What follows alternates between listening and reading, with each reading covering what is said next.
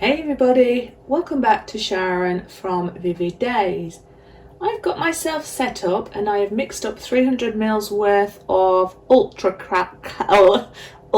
cast resin, which is a 2-to-1 ratio, and this one is designed for heat resistance. So I'm going to be working on some coasters.